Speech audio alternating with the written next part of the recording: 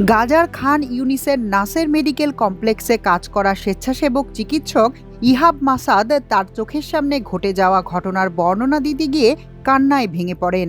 ক্ষুধার্ত, আতঙ্কিত ও আহত শিশুদের ভোগান্তি ভুলে যাওয়া অসম্ভব বলে জানান তিনি। অশ্রুসিক্ত চোখে ইহাব বলেন, বোমা হামলায় পুরো পরিবার হারিয়ে ফেলা উদ্ভ্রান্ত শিশুদের আমি কখনোই ভুলতে পারি না, পারবো না।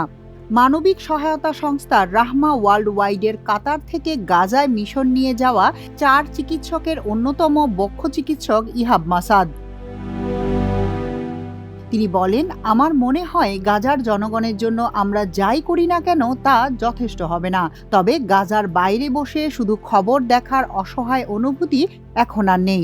অন্তত আমি আমার দায়িত্ব পালন করেছি। বাকি 3 চিকিৎসকের সঙ্গে কথা বলে একই ধরনের অনুভূতির কথা জানতে পারে আল জাজিরা। অর্থোপেডিক চিকিৎসক আনাস হিজাই জানান, গাজায় মেডিকেল মিশনে যাওয়ার জন্য অনেক চিকিৎসকই অপেক্ষা করছিলেন। কেউ কেউ 5 মাসও অপেক্ষা করেছেন সেখানে যেতে।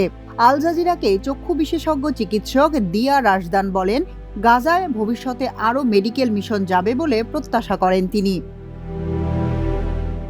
গাজায় তাদের নিয়ে কাজ করা সহজ ছিল না। প্রতিদিনই তাদের প্রায় প্রয়োজনীয় সরঞ্জাম ছাড়াই চিকিৎসা সেবা দিতে লড়াই করতে হয়েছে। প্রায় 19 মাসের আগ্রাসনে অবরুদ্ধ গাজায় খাবার, ওষুধ, চিকিৎসা সরঞ্জাম সহ সব ধরনের ত্রাণ সরবরাহ বন্ধ করে দিয়েছে ইসরায়েল।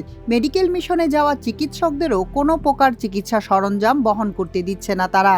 ফলে হাতের কাছে পাওয়া সরঞ্জাম দিয়েই চিকিৎসা চালাতে হচ্ছে বলে জানান ডাক্তার রাশদান। আল জাজিরাকে চিকিৎসকরা জানান, গাজায় লোকজন বেশিরভাগ যে কারণে প্রাণ হারাচ্ছে, যথাযথ সেবা দেওয়া সাধারণ যে কোনো হাসপাতালে চিকিৎসায় তার থেকে রোগীরা সুস্থ হতে থাকেন।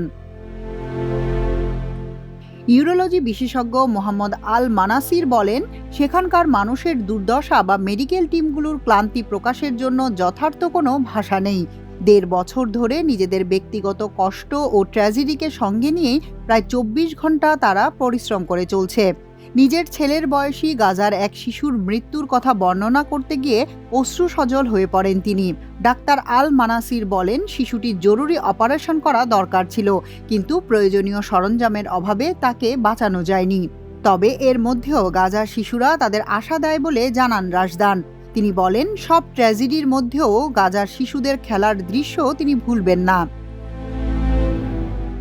মাল্টিমিডিয়া ডেস্ক, আমার দেশ।